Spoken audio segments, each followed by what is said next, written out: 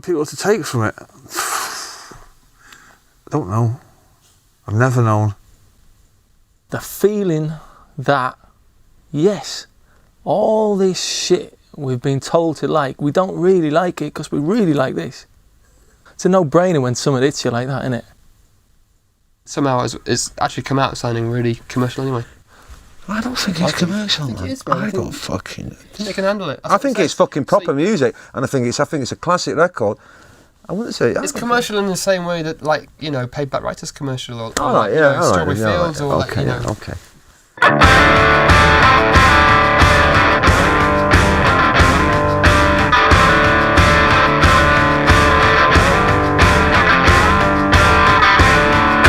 Silver and sunshine is rising up. Pour yourself another cup of Lady Grey. Dave came all the way to London, right, initially, to have this meeting with us, right, about this concept of this album that we were going to make. The original conversation was, yeah, one guitar at a time. It was a pretty inspiring meeting, I've got to say. You know, it was like, right, we're going to strip the sound back, right? And what we're going to do is, you know, there's going to be no fat on the album, there's going to be no notes are going to be wasted, just the bare minimum. You know, we kind of, in spirit, we kept to that. So we got on there, you know, and the first thing, it's like, let's put another guitar on it, way, bring the fucking tuba, you know. And the next thing, I remember sat at the mixing desk going, fucking brilliant idea, you ought to stripping this sound back, and he was going, oh, fuck off.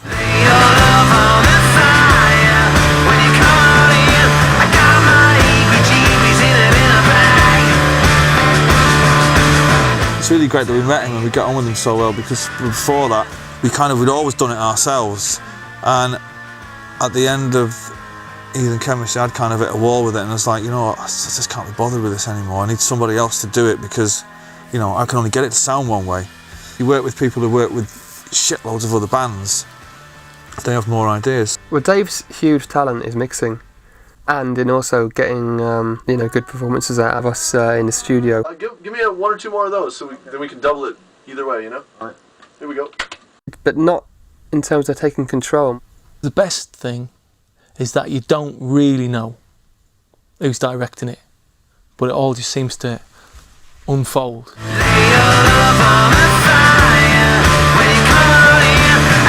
I wrote those lyrics, I was fucking arseholed writing that. And you can tell it's just nonsense. But it's like, that's the way that I used to write when I used to write Supersonic, and some might say, and all that. When Dave heard this demo, it's very sparse, done it in Gem's loft. And we rushed it, and because he was going, oh, I really like the way that it's really loose and it's dead sparse. And me and Gem looked at each other and we were like, well, the reason it's like that is Gem's kids were coming in from school at fucking 5:10 and we had to fuck off and just leave it without there's only one guitar and it was going, oh, so it's not deliberate like that. No, if his kids weren't coming home, we'd still be there doing it now. Noel coming around the house, you know, we start at midday and he's got to be out by the time the kids get home. So it's great, no messing about. In the demo on the back, you can hear somebody hoovering up. The bit on the end to bag it up, you know, the explosion, that's plastic explosives recorded from 100 metres, right? And this CD has them recorded from a distance going right up, so it's just like, fucking. I would use sound effects CDs on everything, seriously. He was playing back the mix and put the explosion in before Gem had heard it, and he was and he went, oh, fucking hell, I'm not sure about that. That's an explosion, man, that's the start of the album, that's pyrotechnics. Well, I don't know about the fucking explosion. I was like, oh, right, yeah, but the gong's all right, isn't it? It's quite an odd tune, that. It's not like anything I've ever written before, and the bass drops in and out, and it's very strange chords, and it's a bit Pink Floyd, and once that finishes, the rest of the album just really flows. Our music has changed, without a doubt. We've changed, I think, but in the right way. There's a line and we've not gone over it.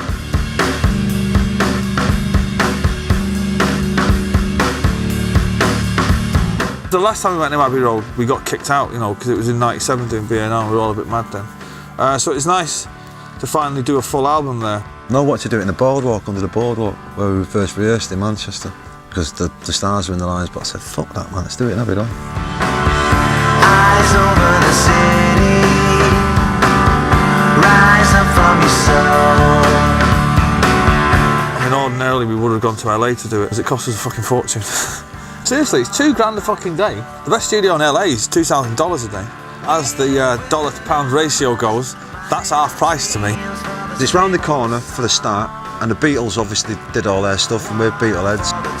You kind of walk over the zebra crossing every morning, dodging Spanish tourists. I actually got asked, excuse me, can we just get a picture? I'm like, well, go on then. And then they handed me the camera. I was like, oh, you want me to take a picture? All right, fair enough.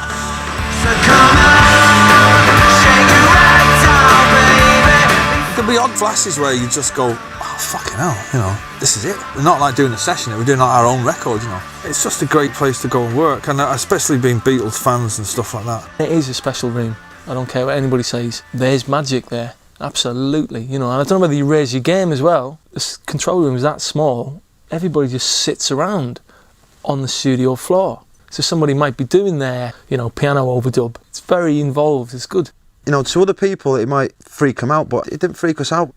I had the recording time of my life every day. When we put all our gear in there, we made that big room into a small room. So a lot of people come in there and go, fuck, what are you calling it, Abbey Road? It's too fucking big. I'm going, we go and have a look in it with all our gear in there, and you won't think it's big now. I mean, we brought £500,000 worth of our own recording equipment in there because the stuff that they had back in the day is all gone. So they've got these modern desks and they're fucking horrible, but they've still got all the old mics. You go in a run-of-the-mill studio and they won't have that many, but with Abbey Road you just find the one that suits the tone of your voice, and they do whatever they do up there. I don't know how it goes on. As long as I can sing to it, it sounds good in the headphones, I'd rather just wait for the magic to happen.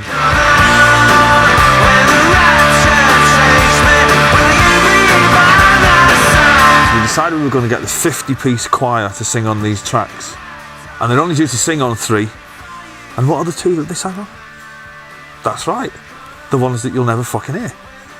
And they were singing these songs, and it was like exceptional recordings and brilliant. And they're you know, well, they've got a 50-piece choir on. It doesn't get any better than that. You know, you sing fucking Humpty Dumpty and it'd sound uplifting.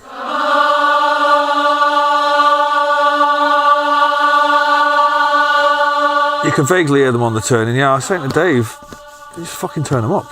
You know, and he's going, oh, to dominate the track. He's going, that was the idea. You know, there is 50 of them. The bit after the turning was written the night before, the very, very, very last day of mixing.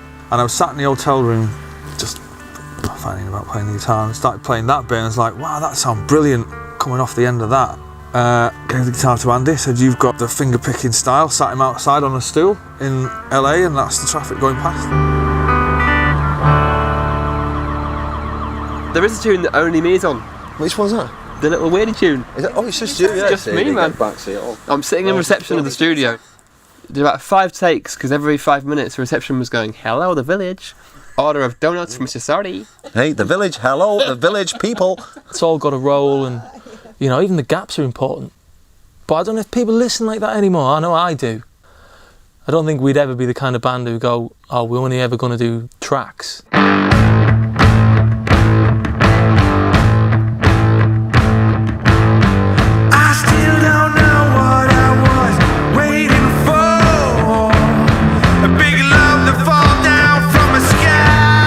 Waiting for the Rapture. It's kind of proper skeletal modern blues, I suppose. That started off as like a real floaty kind of John Lennon thing. I think I was listening to something by The Doors the night before, and you know, lights go on in your head and go, fucking hell, that would be great.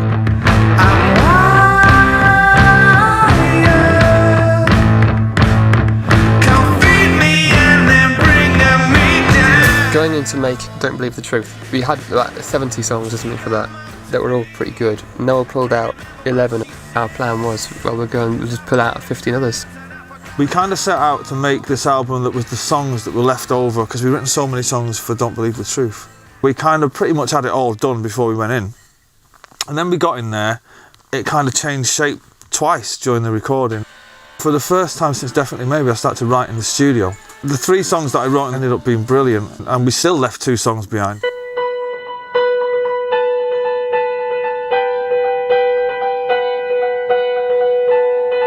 With the arrival of a new child, I became extremely focused on my work. You just kind of get it down while you're hot, as they say. We all write separately, we don't sit and collaborate. I couldn't do that, it's just too stressful for me. I kind of just write at home in the quiet hours, and I'm just writing songs like I've never written before. I don't seem to be able to stop. I'm in the studio as we speak. He's addicted to it. He loves it. He loves it. He's got demoitis. This album, unlike the others, Noel was coming in the night before and demoing stuff that we'll be doing the next day. So I hadn't even heard it. It was 3. One of them was Falling Down, and then Come On It's Alright, which just hasn't made it, and then Shock of the Lightning.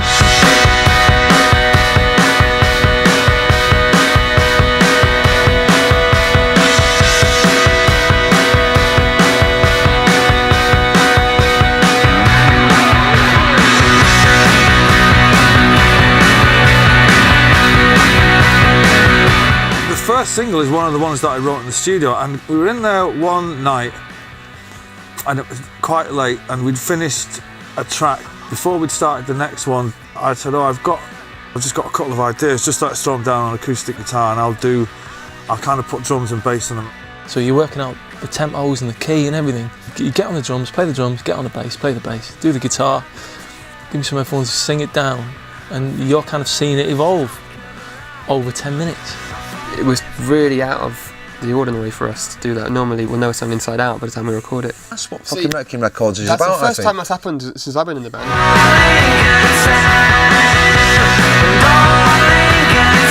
I'd only written them the night before, and within a week they were fully formed and recorded. It's like, fucking hell man, that's the way to do it, you know what I mean?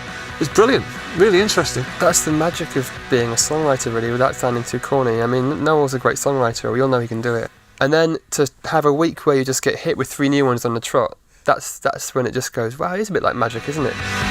We're punk rock, man, I think, when we get cracking on it. Some days we spend a lot of time on the melody and like, we should be just fucking levelling the fuck out of it.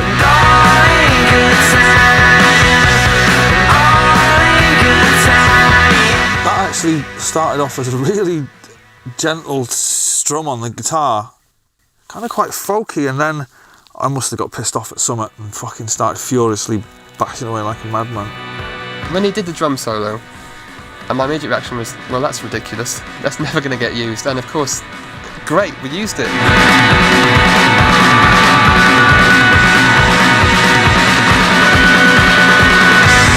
Fucking hell, he sweated that day, let me tell you. Well, the last thing we've done that was in any way approaching that kind of ferocity was Bring It On Down, I guess.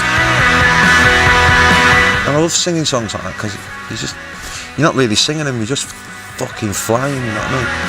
You're just like bouncing on a wave. It was kind of getting faster and faster, and it got to the point where it's really fast, the version that you hear now. I turned to Dave and said, that sounds like the way to come back.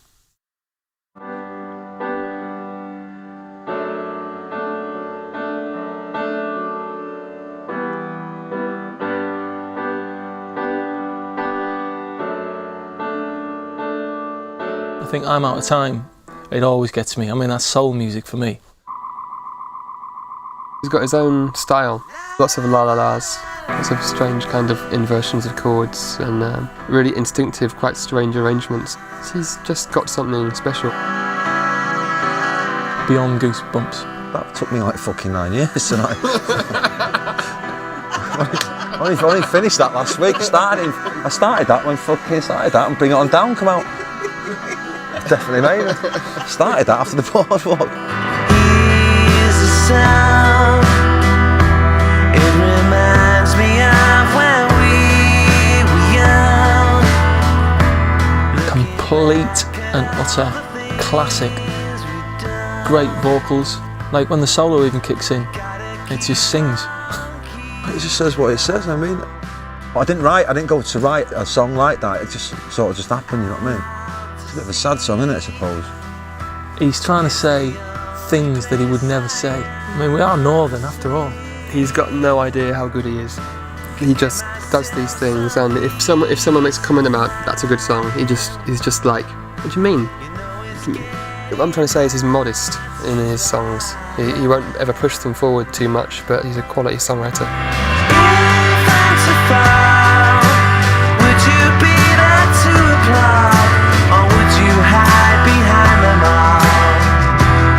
I think the album needs that kind of song, because initially there was a running order without it on, and it was just too intense.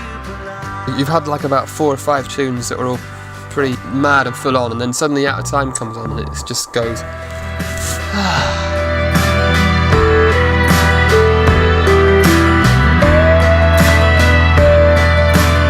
I find it hard with words. Other than that, if I found it easier with words, I'd be fucking huge. I would. I'd be massive. I'd be like fucking bigger than W.H. Smith.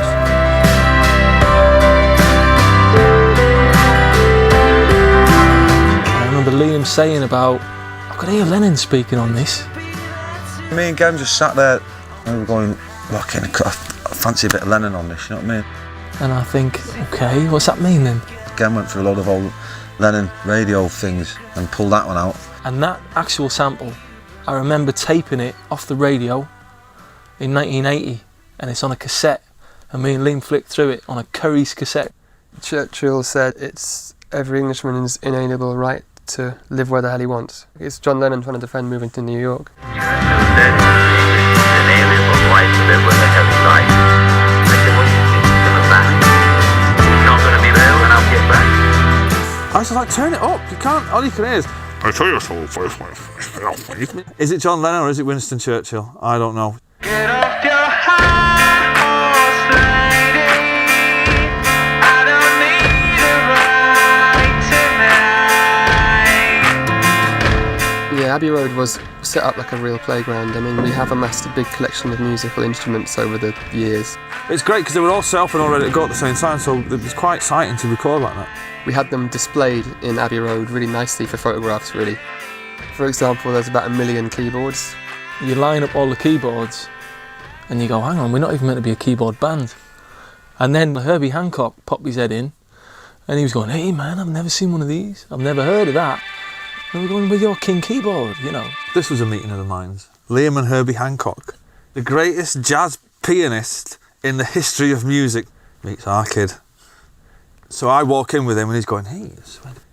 And I said, it's my brother Liam. Hey Liam, how's it going? And he's like, all right. I went, Herbie Hancock. And Liam goes, all right. And I went, you know, oh yeah, fucking geezer, man, geezer. I always love little bits on albums that you don't know really what's coming. You know, the bit where the guy's walking up the beach, crunching away. To me, there's all the Quadrophenia references, but as well, it could be Get Carter. It's quite psychedelic and Pink Floyd-ish. What it's got to do with the fucking song, I don't. And it was my idea. Love that. I just get Quadrophenia for that one. Best bit, that is. And they milk it for about 30 seconds. I just think it's such a British sound. No one's ever going to notice this, but the seagull sounds start going backwards, and then Falling Down comes in. The bleepy synths start coming in for that. That's my favourite bit of the album.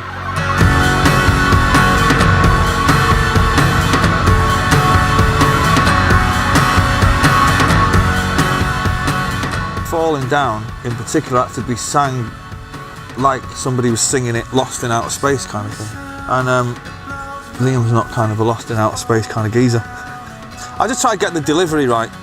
Liam's got a better voice than me when he sings my songs, but it's like if I tried to sing one of Liam's songs, he'd just go, well, you're not singing it right, because it's more about the delivery than the musical notes. We can both hit the notes, but it's about the delivery. He has a wider range than Liam. You know, it's a different plan of attack. But like, say for instance, Falling Down, that is just no all over really, you know. Dying scream makes no sound, calling out to all that I've ever known. Try not to challenge myself in any aspect of my life, you know. Why do that? Why make it hard on yourself? Fucking hell, man. You know what I mean? You know, I really try to take myself out of my comfort zone. Why? Why do people do that? You know, get your comfort zone, stay in it. That's what it's there for. You know, I didn't tell all these records to fucking then go, today I will mostly be singing on one leg, you know, with one ear gaffer taped over, just to see how that's bullshit, man. No, I never challenge myself. I do the bare minimum. I think Falling Down is one of Noel's greatest songs, and I love that feel of it, you know. It's from the greatest film you've never seen yet. Is all that I've ever known.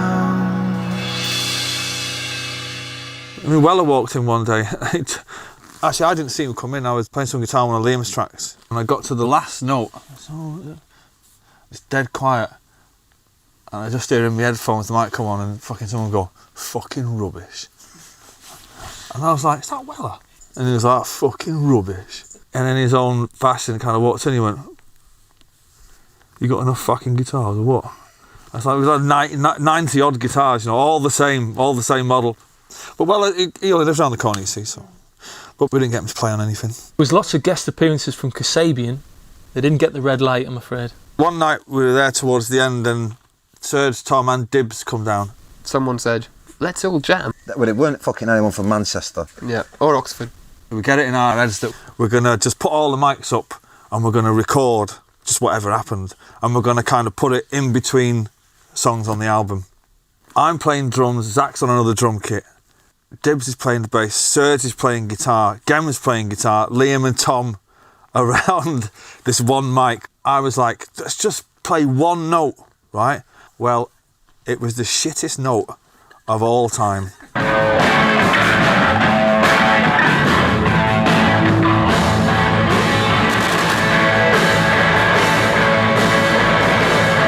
We were all playing one chord. Serge looked like he was on stage at Wembley. He was jumping around like a fucking madman going, "I've waited my whole life for this." Tom is doing amateur aerobics by this mic. I was just glad I was behind the drum kit just fucking bashing away. It's fantastic, man, you know. Just them coming down and hanging out, really, you know. And that's how it should be. It's how I always thought it was going to be like when I was 10. I've got a CD of it. I kid you not. It is fucking appalling.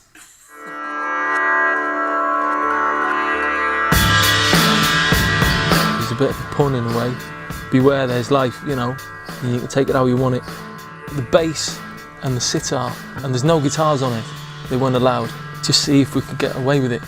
I mean, there's only 2 chords in it. Had a bit of Manny in my head. Obviously a bit of McCartney.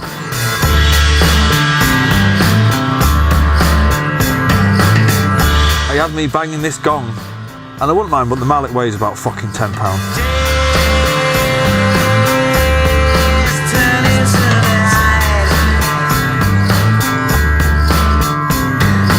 Noel played sitar on it and Andy played sitar on it. You know, it's not a real one, it's a toy electric one. They're little plastic ones, right? And they're shaped like a sitar. They've got a speaker on the front. They're like the little square radios, but then I was in a shop and saw an actual one shaped like a sitar with little fake strings that you could pluck. As you switch it on and you pick the key and you leave it there, right? And we had it in the Beatles echo chamber, which is like this tiled room where they got all the reverbs. It looked hilarious. It's in this like really famous room.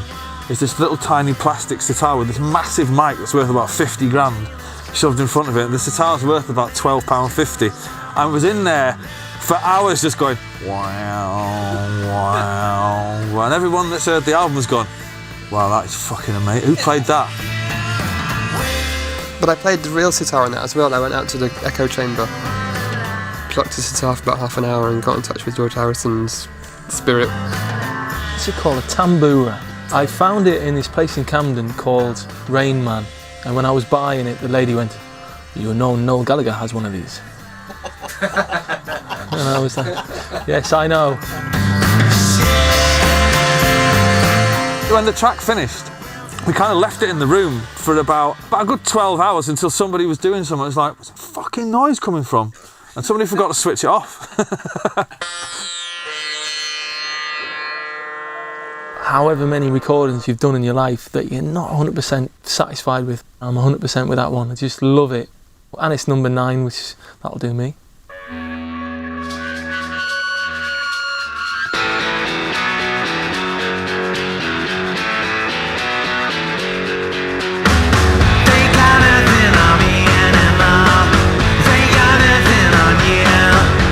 I love it, I fucking love it, it's rocking, man.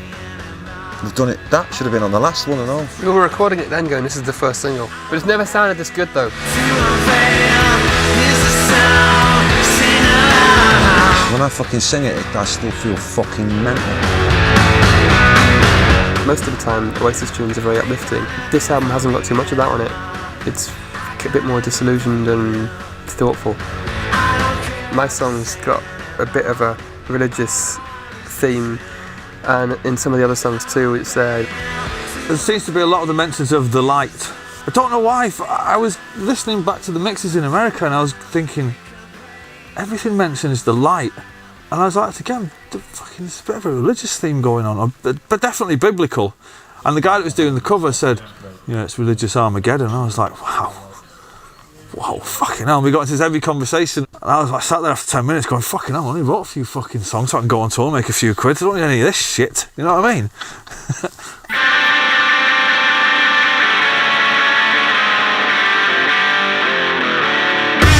I'm more protective about my songs. I didn't really feel I had to be about this one. Everyone played great on it. Liam's vocal was one take. It was the only time he's ever sung it. One of his best vocals ever, I think.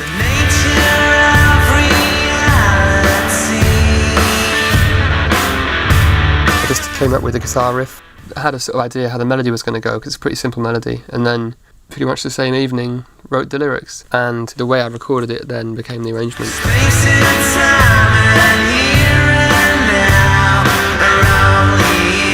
The way the album turns out, it's in terms of like the basic approach, it fits right in there. I don't think I'm playing on it. That's weird that he's not even on his own tune. It's actually fucking weird, you are, man. Yeah, I'm well out there.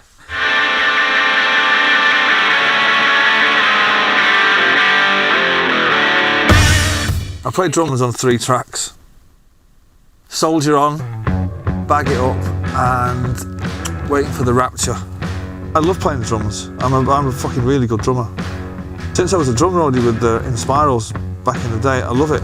I play the drums on all the demos, but I haven't got the stamina to do, if I could play drums and play guitar at the same time and fucking sing, fuck me, I'd get rid of those jokers.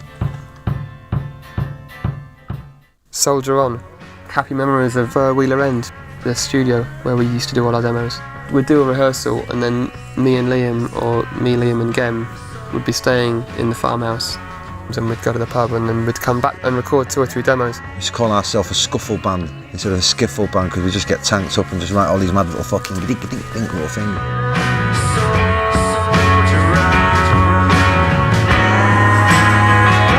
Other bands used that studio too, so the Coral did an album there.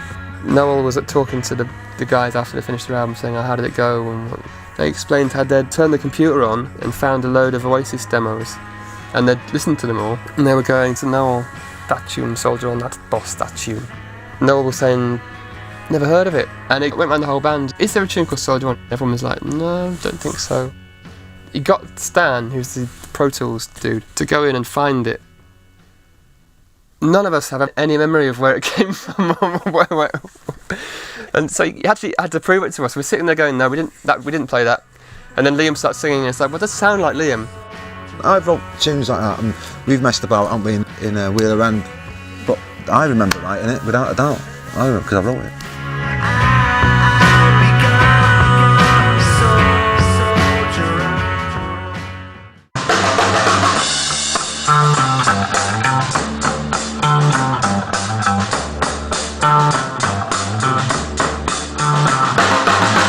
It feels better than the last one, and bigger and bolder.